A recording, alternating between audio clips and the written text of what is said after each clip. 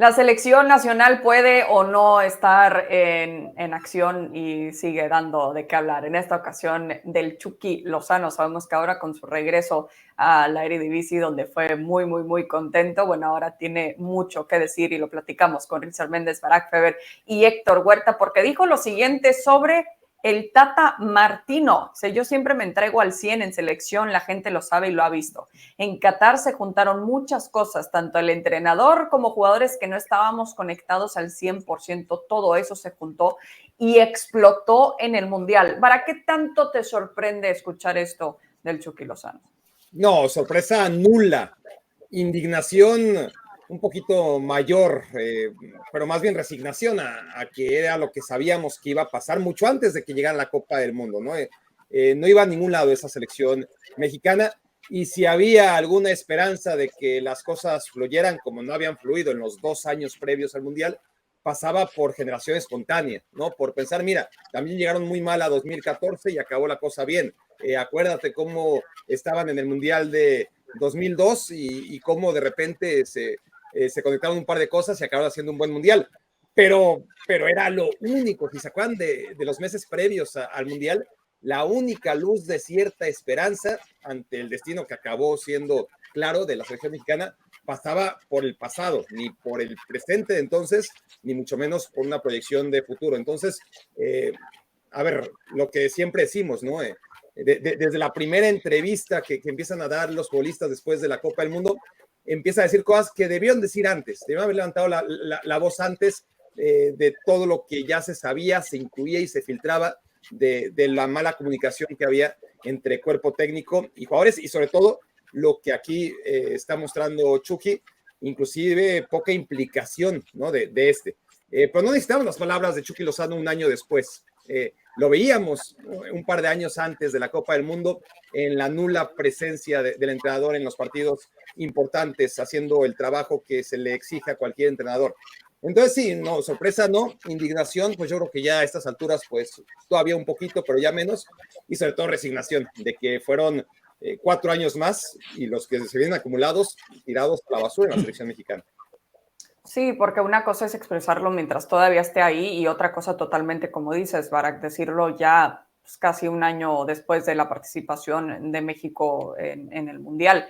Entonces, ¿cómo interpretar o cómo aprender más que nada, Héctor, de las palabras de Irving Lozano para pues, mejorar un poco las condiciones dentro de la selección mexicana? Bueno, que diga, Cristi, que diga que no estaban conectados al 100% es que cada quien perseguía objetivos diferentes, ¿no? La selección a lo mejor buscaba igualar el récord de los mundiales anteriores, de avanzar la primera ronda y quedar como siempre en los octavos de final. Pero a lo mejor el técnico no tenía esa pretensión, ¿no? O no tenía esa aspiración, o no tenía el deseo de hacerlo, o no tenía la actitud ya para enfrentar un desafío como la Copa del Mundo. Y bueno, se vio claramente cuando llega el partido contra Polonia, México tenía la oportunidad de, ganando ese partido, romper todos los pronósticos y llegar probablemente al primer lugar del grupo. Pero bueno, pues jugó un partido como para empatarlo, lo empató, salvó Ochoa un penalti, recordemos, y después contra Argentina, que venía de perder contra Arabia Saudita, ni siquiera intentamos llegar al arco contrario, o sea, ya ni siquiera pensar que podía ganar, no podía ganar nunca, sin llegar al marco contrario no ganas, pero esto de apostarle a la defensa 100% y tratar de que Messi no nos hiciera daño, al final de cuentas Messi nos hizo daño, se acabó el cuento, perdimos ese partido, con un empate hubiera sido muy bueno para México, bueno, se perdió el partido, y luego contra Arabia Saudita se acordó que llevó a un manco y a un tullido, y entonces llevó lesionado Funes Mori, llevó lesionado Raúl Jiménez, y cuando necesitaba goles del centro delantero, pues resulta que no había, ¿no? El centro delantero Henry Martín metió uno, pero no fue suficiente, y hacía falta un revulsivo como el Chaquito Jiménez, y luego se acordó en la banca que no lo había convocado, ¿no? Entonces, estos errores del técnico, evidentemente, que al final terminan lastimando a la selección mexicana. Él se fue con más de 10 millones de dólares a Argentina y la selección mexicana quedó con el peor fracaso de los últimos mundiales. Ese fue el desenlace triste de la relación con el Tata, cuya renuncia era totalmente no esperada, era exigida por la afición en México. A ver, en cuanto a la conexión, también lo menciona el Chucky Lozano, que tenía que ver con los jugadores también. Es un reflejo de esta generación que se le ha llamado bastante complicada, evidentemente por la falta de resultados. Richard, ¿también lo podemos interpretar de esta forma? Sí, totalmente, pero a ver, esa falta de conexión, no solamente entre jugadores, sino entre jugadores y cuerpo técnico, viene con la comunicación. Si no hay un entendimiento real del plan que tiene el entrenador, poco te va a funcionar y poco se van a poder entender entre los ejecutores de ese plan, que al final son los jugadores. Las circunstancias en las cuales se haya ausentado el Tata Martino, pero muchas veces se ausentó de la selección mexicana, y tú no puedes dirigir una selección, ni siquiera un equipo, por WhatsApp. Empezando por allí.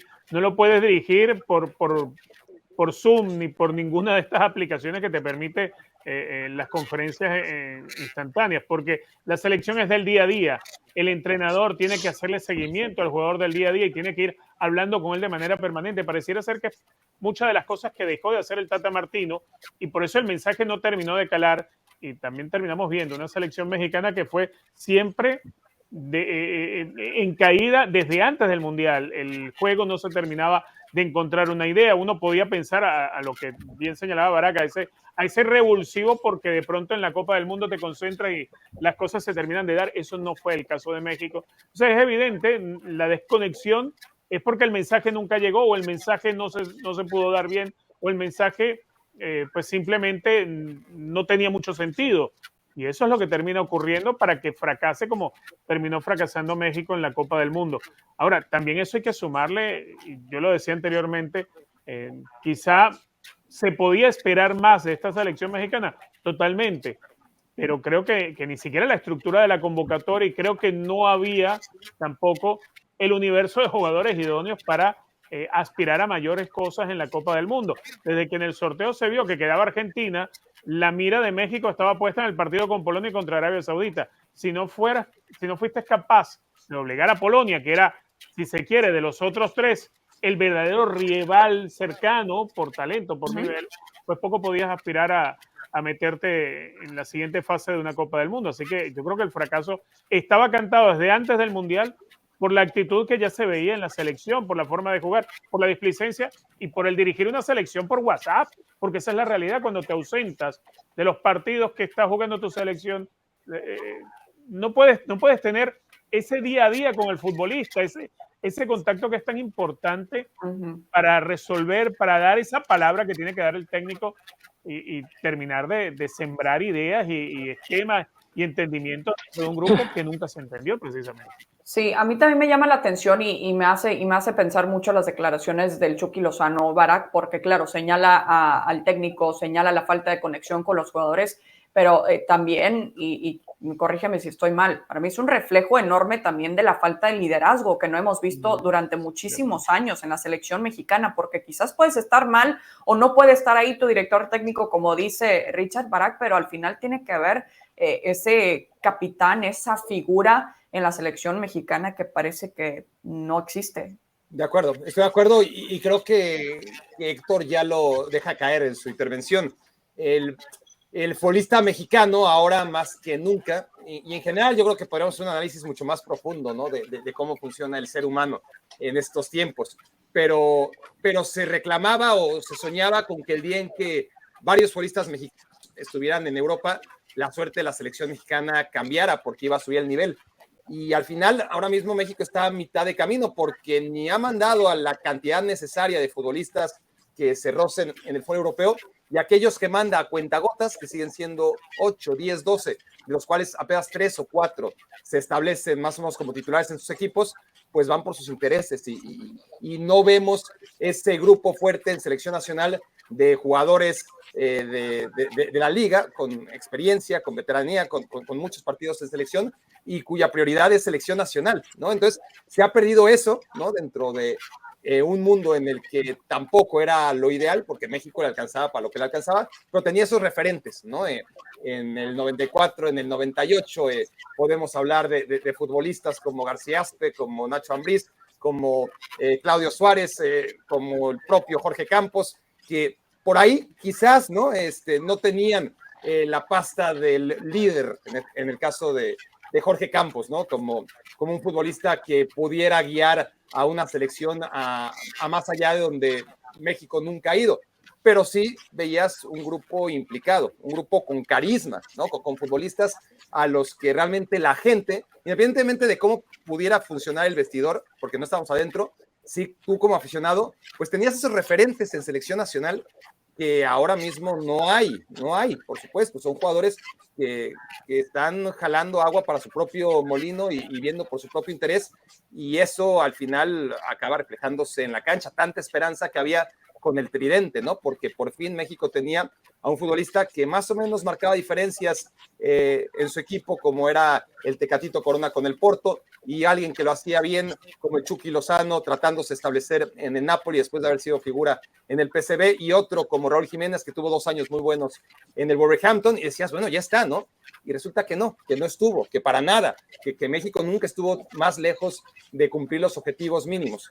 Entonces sí, pasa por liderazgo, no solamente por falta de fútbol, que es lo principal, pero además no tienes a qué aferrarte para decir, bueno, no estamos tan bien como para ganarle a Argentina, pero sí para competir y para ganarle a Polonia, ¿no? Y para meterle a Arabia Saudita los goles que hagan falta para poder avanzar. Eso no tiene México, no tiene ni el fútbol, ni tampoco, como apuntas, el liderazgo necesario de esas figuras a las que ya no solamente los futbolistas, sino que la afición pueda recurrir y decir, mira, este tipo, me representa. No hay nada de eso.